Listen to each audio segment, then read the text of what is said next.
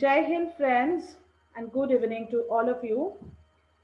Today, Team Desh is starting a series of interactions with Sri Abhijit Roy to know about one of the most important chapters of Indian War of Liberation.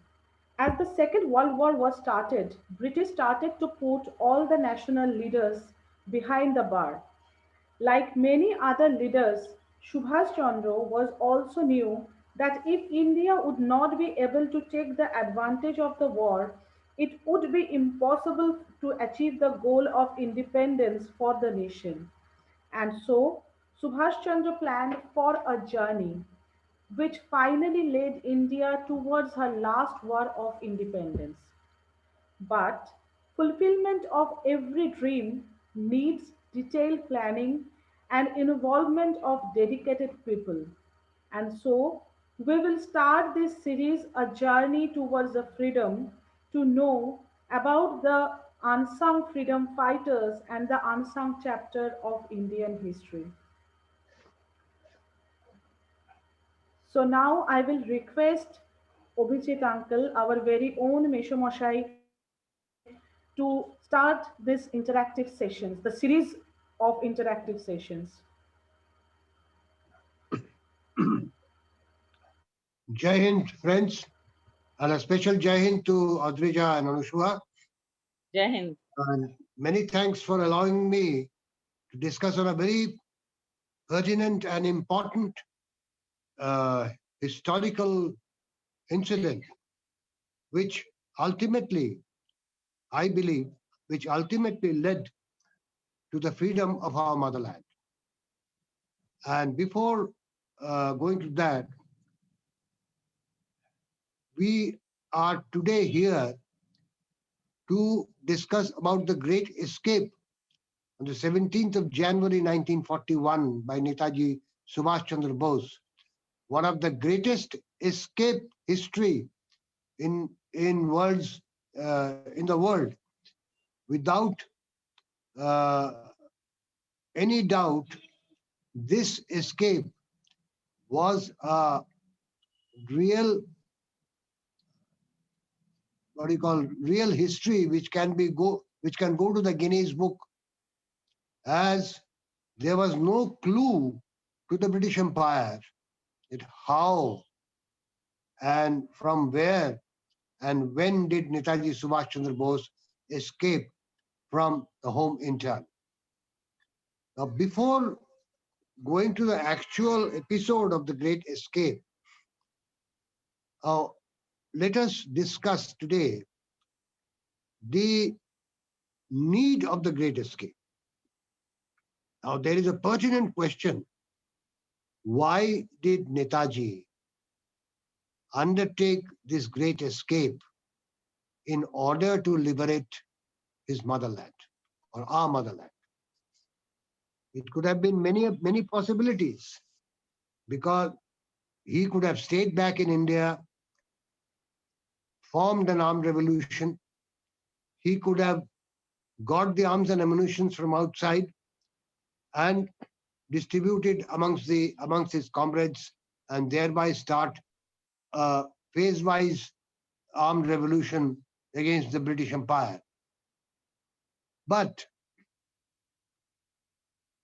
Netaji had seen and experienced certain things, and there were circumstances like that which compelled him to escape from the country, go to a foreign land, to establish a free government there and an army, armed and an army, and thereby to lead the army to India for a armed revolt against the British Empire. Now, why do I say that there was no other alternative?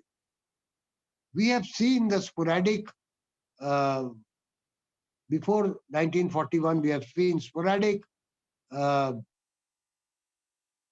I mean, movements by the revolutionaries, by killing uh, certain British officers or uh, and other people.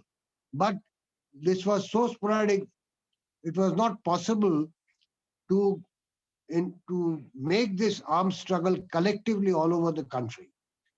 Secondly, we know from the experience of Bagajotin or Jotindranath Mukherjee that by bringing arms from outside did not help much because there was a betrayal on the international level. And as you know, the ship which was coming to Balasore or Baleshwar, from where Jotin Das and his companions were supposed to collect the arms and start the armed revolution in the eastern zone, particularly, and later on in in entire India. That was not successful, and that ship was intercepted and blocked in the mid sea by the British Empire. So Netaji was always thinking of a Purna Swaraj or a complete freedom against the British Empire. And he knew that non-violent movement will not lead to complete freedom. The movement has to be armed struggle. And for that, it was very difficult for him to start the armed struggle while staying in the country because he was already stamped by the British Empire as the enemy number one of the British Raj. Now, from when did this start? From when did Netaji or Subhash Chandra Bose become the enemy number one of the British Empire?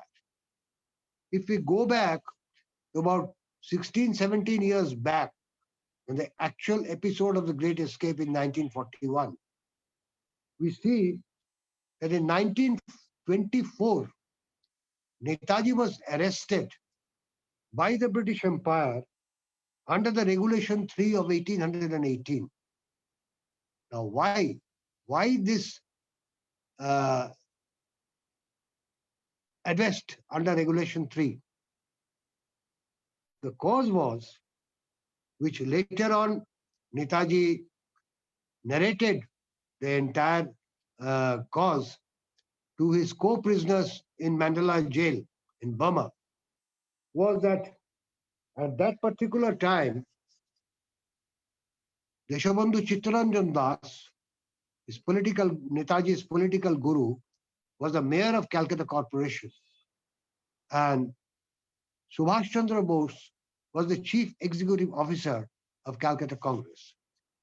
Now, a German person once came to Deshabandhu Chittaranjan Das and he introduced himself as an international arms dealer and proposed or offered to sell around 400 revolvers for the revolutionaries of Bengal. Now, Deshabandhu, in full faith, sent the person to Subhash Chandra Bose and Choten Mitro, another revolutionist, another revolutionary. Now, after having a detailed talks with this particular German person, Subhash Chandra Bose and Satyen Mitra could understand that he was actually a British spy. And he had come in order to pass some information to the British regarding the persons who were backing up the revolutionaries in Bengal. They simply got rid of the person, of course, at that particular moment and informed Deshabandhu accordingly in details. Deshabandhu said, well, I couldn't guess it. I only thought genuinely that he's an arms dealer. And as you people have direct connection with the revolutionaries, I have sent him to you. Anyway, let us see what happens.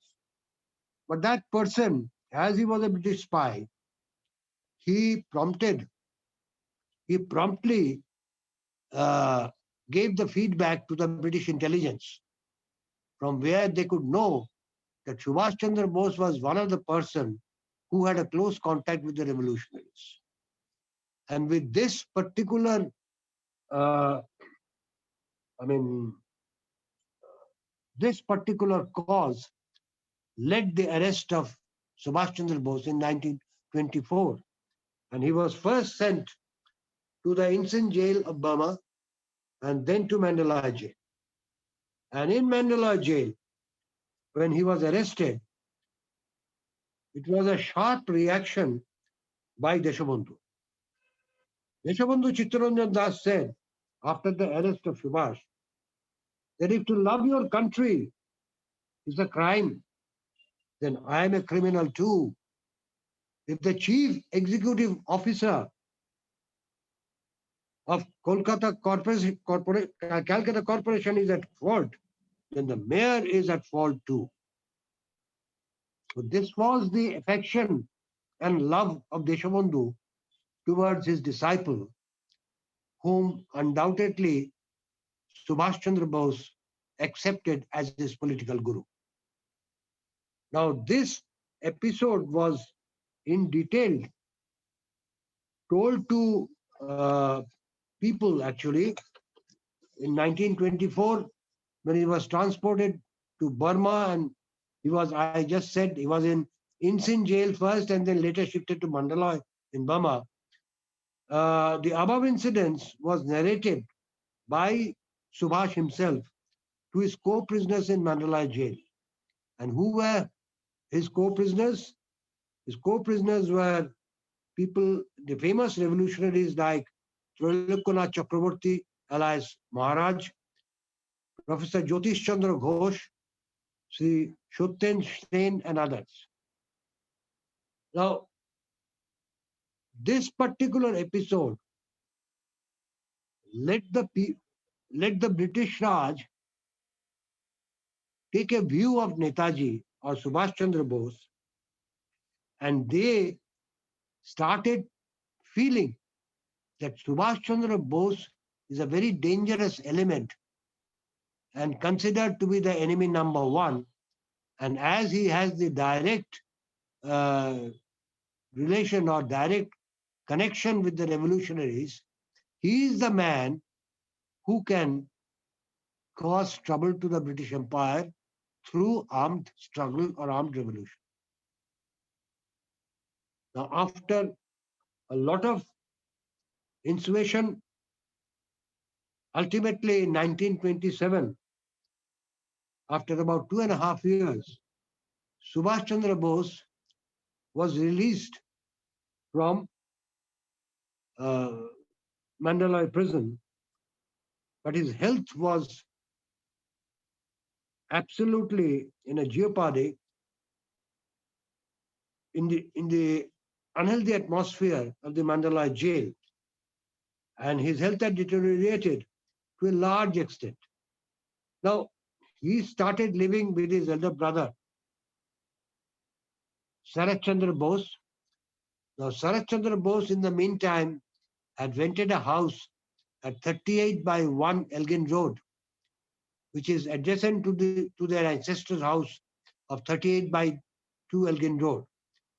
And in 1928, probably, when Sarath Chandra Bose built his own house at 1 Woodburn Park, Netaji shifted along with his beloved Mezdada, and he was recapturing his health. But Subhash Chandra Bose was such a person who will not just rest for nothing. In 1928, a historical year started actually. In 1928, the All India Congress Committee had selected Calcutta and the Park Circus Maidan to hold its AICC annual session. At that time, the Rashtrapati of Congress was Pandit Motilal Nehru. Now, the residence of Sarath Chandra Bose at 1 Woodburn Park became the center of this historic event. Netaji, sitting here, planned the formation of the Bengal Volunteers. These Bengal Volunteers was basically a voluntary organization, but the idea behind formation of this organization was to inject, may I repeat the word, to inject the spirit of patriotism and nationalism with, within the youth of Bengal in order to train them in military style. Because Netaji believed whatever be their struggle, armed struggle or non-violent struggle, every struggle needs a disciplined army. A disciplined army can only lead to a disciplined uh, fighting or disciplined, uh, what do you call, disciplined struggle. And that is why he collected many youth from all over Bengal, and he started this disciplined voluntary organization where he was himself the general officer in commanding in chief, like a like a military organization, and others other officials were named after major, captain, lieutenants, etc. And these boys and girls who had come down to Calcutta were trained in a military style by Major Shottaranjan Bokshi, who was given the title of Major of the Bengal Volunteers. And he started training with the marching orders, march past of these particular volunteers. Now, what was their initial work? The initial work was to receive the president or the Rashtrapati of the Congress, Pandit Motilal Nehru from Howrah Station, and to escort him in a colorful procession to the venue of the session, that is the Pak Sakas Maidan. But in particular, these people were taught the spirit of nationalism and patriotism, and they were taught to build up a sort of Mukti Fauj or Mukti Bahini amongst the young generation of Bengal. Purpose of this disciplined voluntary organization, that young men should fight the British in a disciplined way, in an uncompromised and disciplined way, in order to achieve the Purna Swaraj or complete freedom. Netaji's ideas didn't go waste, because in after 1920, after 1928, we started seeing the reflection of the ideas of these youth of Bengal in a way that they were trying to have a disciplined revolution against the British Empire. The most valid example was that in 1930, that is in probably in I forget the date, most probably it was 18th of April, am I right? In 18th of April 1930, where we had the Chittagong armed revolution. Now, some people still call it as a Chittagong armory raid. But I insist and I request these people to call this as Chittagong armed revolution, because armory raid was a part of this revolution. Under the leadership of Master Surya Sen, the youth of Chittagong, they started this particular war. And the Jalalabad war, we saw a lot of death. The first Shaheed in this Jalalabad war was a 16-year-old boy called Harigopal Bal or Tegra. Many people died, many were injured. Rest of the leaders were caught ultimately. Master Surya Sen was caught after a few months, and he was tortured and hanged. Rest of the leaders were put in Chittagong jail, and ultimately we know they were sent to Andamans, cellular jail Andamans. So after that, we also saw series of these type of uh, attacks. We saw the revolutionaries retaliated to the British administration's inhuman tortures on the imprisoned revolutionaries. And as a result, three youth, Binoy Bose, Badal Gupta and Dinesh Gupta, they entered the writers' building and killed the prisoner in charge, the jailer, chief, chief prisoner in charge, Mr. Simpson, mercilessly. There were attempts in the Dalhousie Square at the Lal Dighi, near the Lal Dighi, where Anuj Sen and Dinesh Majumdar tried to kill the infamous police commissioner Charles Teggart. Teggart survived. The Anuj Sen, he died on the spot, and Dinesh Majumdar was arrested. So these type of series of incidences started happening after 1928, Bengal volunteers, the formation of Bengal volunteers. And the British spy were absolutely, they were uh, they were absolutely convinced of the fact that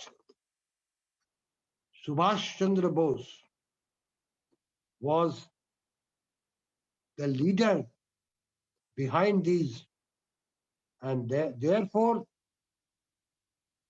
they started watching Subhash Chandra Bose, and ultimately Subhash Chandra Bose was once again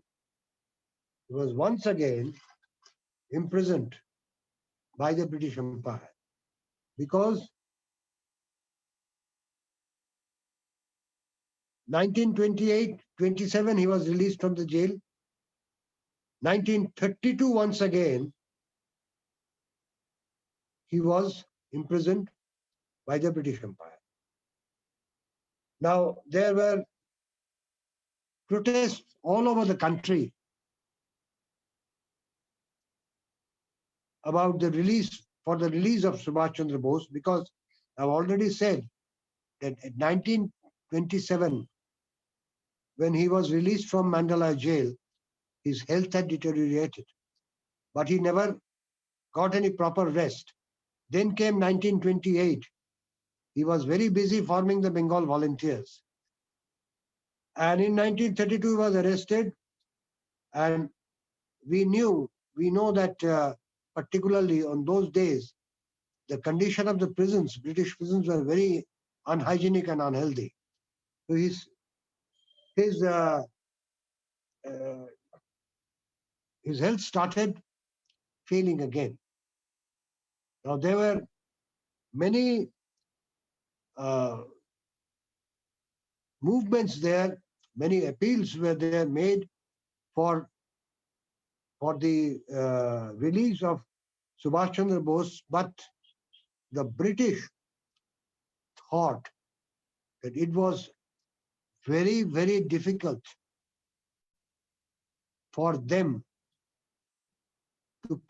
to have Subhash Chandra Bose freely roaming about in India. So in order to revive his health, British made a plan. British gave a, I mean, they gave, they proposed and that Netaji will be released, but he cannot stay in India. He'll be transported to Europe for medical treatment, medical attention, and that is why he was released from the British jail. And thereon, after releasing from the British jail, he was straight away taken to Mumbai under heavy police protection. And from Bombay, he was transported into a ship and which sailed to Europe for his treatment.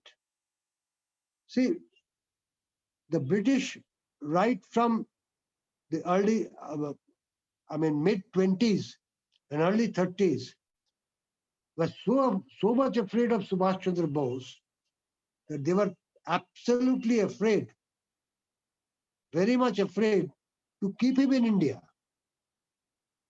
They feared Subhash Chandra Bose in such a way that it was rather difficult for them to let Subhash Chandra Bose be free and roam about in India. Meshumashai, So, yes, here I will just want to interrupt you and ask one question sure, that sure. this time probably Netaji asked for a recommendation letter from both Gandhiji and Rabindranath. It is in this voyage or in previous voyage to Europe? No, no, in this, not in this voice. Further, it was when he came back. Till I'm coming to that. Okay, okay, okay, okay. Actually, the condition was given that yes, he is having his health is in a very bad state. He needs treatment, but the treatment will not be done in India. He has to be transported abroad from where the treatment will start. British, anyhow, they wanted to transport Subhash from India to elsewhere European place for his treatment. They were so afraid. So, particularly, he sailed for Europe for treatment. After he reached, his treatment continued, and it was expected that he had TB. That's why he was kept in a sanatorium there also in Vienna. But actually, the problem was that he had a problem with his gallbladder. The unhygienic conditions of the jail and the improper food there and his own, going around all over India to arrange this and to propagate about this Purna Swaraj, which was not very much in tune with the many other Congress leaders. Because right from the beginning, many of the Congress leaders, they were advocating for Dominion status. But Subhash Chandra Bose, right from the beginning, was advocating about Purna Swaraj or complete freedom. And he said that we do not want the interference or of the British Empire for our azadi or independence. Let them let them go. We will drive them out, and we will create our own India according to our own choice, and we will have a complete freedom. That is freedom, political, freedom economical, and freedom social. Economical freedom, political freedom, and social freedom means complete freedom. And that will be the new picture of India. We do not want the help of any foreigners to just give us freedom. he will snatch it from the British Empire if it is possible. That was Netaji's views, his aims.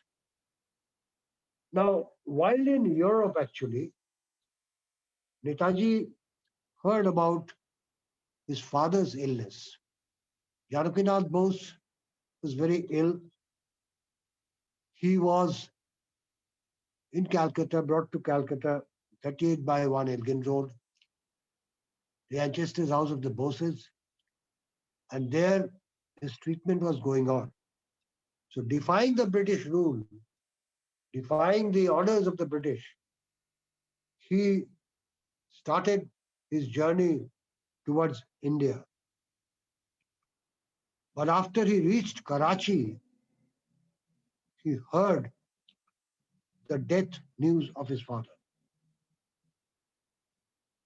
And with very sad mind, he came down to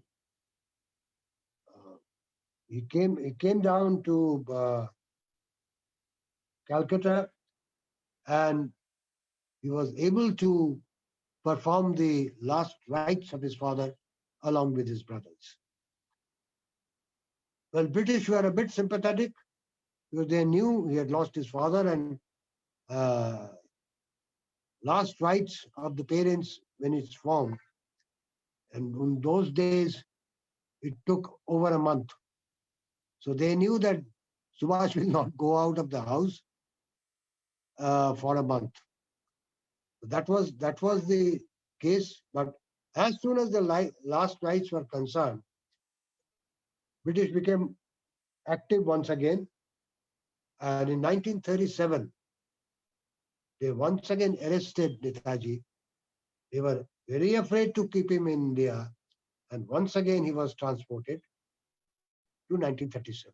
Now, the question which you were asking, yes, many people wanted Gandhiji and Rabindranath to uh, appeal to the British Empire for his returning to here. But there, the British had a sympathy. They said that we will avoid, we will, allocate the best surgeons of the world and the best healthy sanitary places in Europe to take care of Subhash. So I don't know. I'm not of the know-how. Maybe the researchers will say Rabindranath was quite sympathetic about that, but I don't know if Gandhiji made any appeal to the British Empire. That I'm not of the know-how of this. No, You no, can Mr. pick up this. Mashai, I Yeah. was I was talking Hmm. that when he was sending to Europe, actually, Ha, he ha. asked both Rabindranath and Gandhiji to write a letter of recommendation for him, so that he could be, introduced himself as a leader of India to some international leaders in Europe. And Rabindranath answered back positively and gave a recommendation letter in the return Yeah, mail. that's true. That's true. That is why in But Europe you could meet Romarola. yes, and People no, like Romarola and all but that. at the end, at the final time when the voyage was just begin to started, Mahadev Desai came and told that Gandhiji is not ready to give any recommendation letter to him, and then he teared the a letter from Rabindranath, and he was confident to establish himself by himself only. That's true. That's true. That's very true. It was in Because this voyage, or it was in earlier any voyages. no, no, this 1937 voyage Okay, and where he went, where he another went thing I leaders will. like where he went leaders like Romarola and all that, and he had a contact with the Irish leader also, Yes, uh, yes, De Valera, and there he met many of people there. Like while he was in Europe at that time, he was he was after his treatment. He was a bit. Uh, I mean, uh, he was a mm, a bit better and he could go around. So from there, he went to Italy and he met the mayor of Rome there, and he went to Italy there. He went to France, then Germany. He got Austria. He was there. But one particular important thing uh, you must I must say here that at that particular European tour, he very much wanted to visit Russia. Russia. Okay. Yes, but unfortunately, for some reason or the other, he could not get a Russian visa from Europe at that time. Well, we don't know the cause, but maybe at that time Russia did not want to show friendship with a person to whom British Empire has stamped as their enemy number one. Enemy number one. That may be one of the causes. But Edmund de Valera, he sent his messages. Probably he sent one of his representatives to meet Netaji there also. And there the international thing. Now, in 1937, what happened is Netaji started touring Europe, many places. He could sense there during his Europe tour that this world situation is very volatile. As war is within the sight, and a foresight like Netaji could foresee that the Second World War is very much nearing between the Allied troops, between the uh, British and the Americans and the Axis powers. At that particular moment, well, Japan was not in the picture, although there were many. I mean, the British spies were roaming around Japan, and Japan was fuming. But Germany definitely and Italy, they were very much against the British Empire. So while going on in the Europe, he could see that there is a situation in Europe which is indicating to a war. And there he thought, and he sent some messages also, that it is high time that India should strike. India should take advantage of this particular uh, war situation, warlike situation, or tense situation, and they must force on the British Empire to let India attain her complete freedom.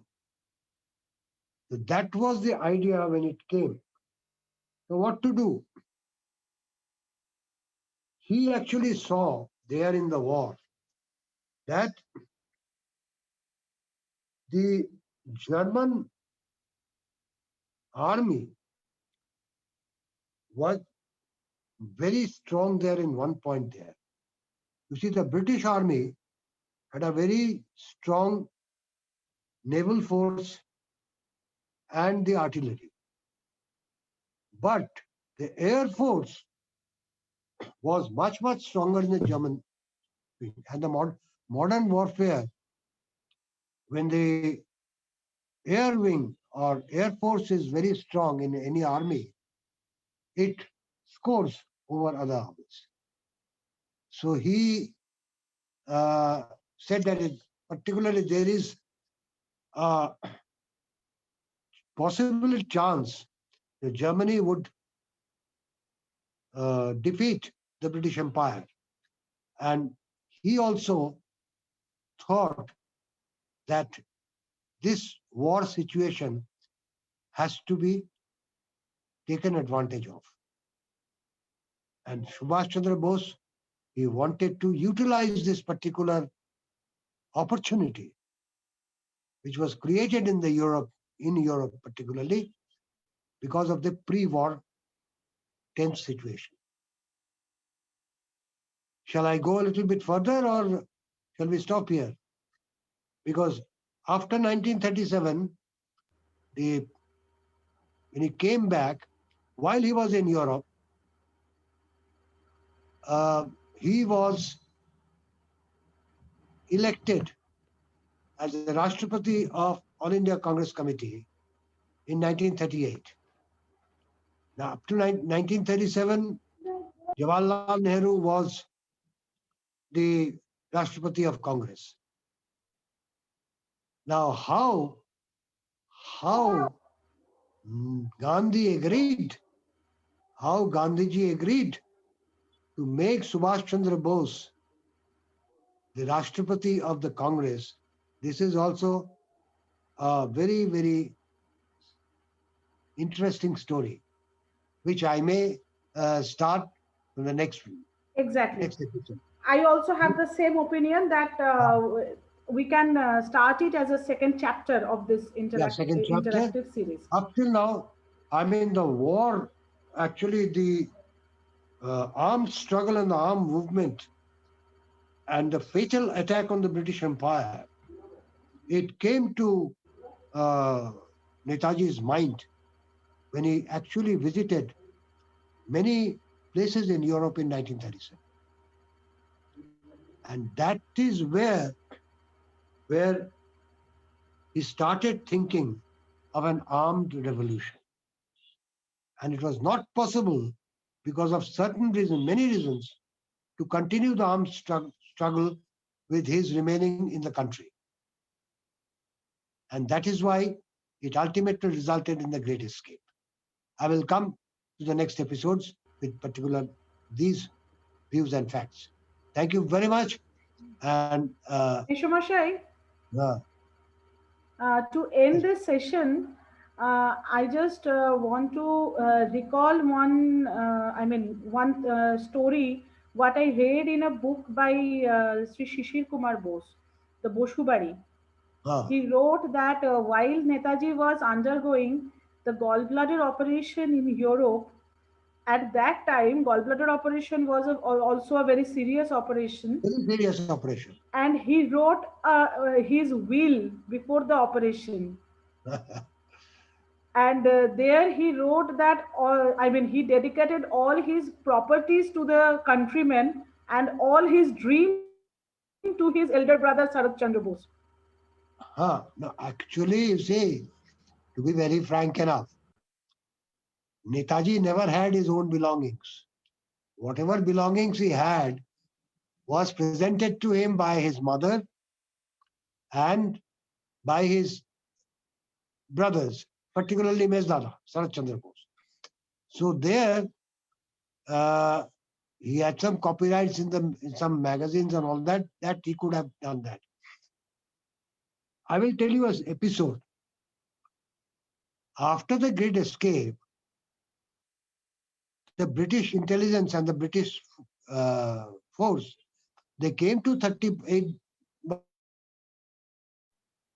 to croak his, seize his, what do you call, belongings. And that time, you see, Subhash Chandra Bose's mother, Srimati Prabhavati Bose, who was well known as Ma Janoni, he simply scolded the British sergeant who was there. He said, "What have you come here for? To croak Subhash's property? Did he have any property of his own? Did he work any time?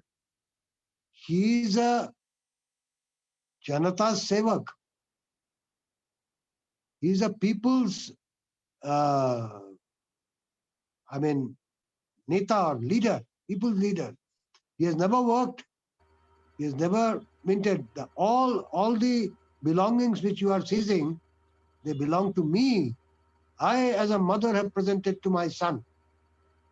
How dare you seize thee?" And with such scolding, the British officers they fled away. So you see, this was spirit of Majanoni, Prabhavati Bose. And no doubt about it that she gave birth to a son like Netaji. So this is particular episode which I remember, which I'm telling you, and about his writing a will and all that. Well, I don't know. I'm not very sure because he didn't have any property of his own that he will give it to somebody else.